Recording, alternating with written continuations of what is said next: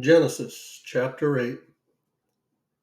But God remembered Noah and all the wild animals and the livestock that were with him in the ark, and he sent a wind over the earth, and the waters receded. Now the springs of the deep and the floodgates of the heavens had been closed, and the rain had stopped falling from the sky. The water receded steadily from the earth. At the end of the 150 days, the water had gone down, and on the 70th day of the seventh month, the ark came to a rest on the mountains of Ararat.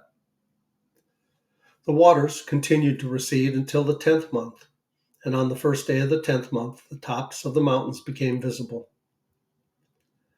After 40 days, Noah opened a window he had made in the ark and sent out a raven, and it kept flying back and forth until the water had dried up from the earth. Then he sent out a dove to see if the water had receded from the surface of the ground. But the dove could find nowhere to perch because there was water all over the surface of the earth. So it returned to Noah in the ark. He reached out his hand and took the dove and brought it back to himself in the ark.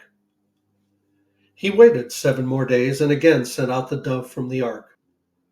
Now, when the dove returned to him in the evening, there in its beak was a freshly plucked olive leaf. Then Noah knew that the water had receded from the earth. He waited 7 more days and sent the dove out again, but this time it did not return to him. By the first day of the first month of Noah's 601st year, the water had dried up from the earth. Noah then removed the covering from the ark and saw that the surface of the ground was dry. By the 27th day of the second month, the earth was completely dry. Then God said to Noah, "Come out of the ark, you and your wife and your sons and their wives.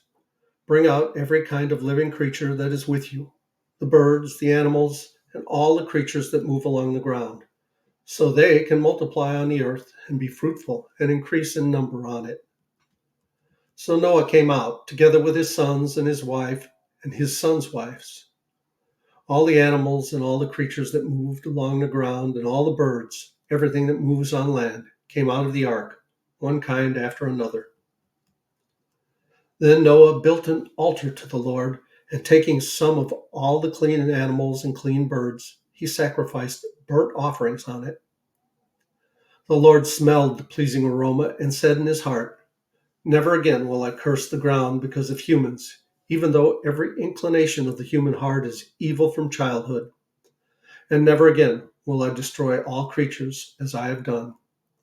As long as the earth endures, seed time and harvest, cold and heat, summer and winter, day and night will never cease."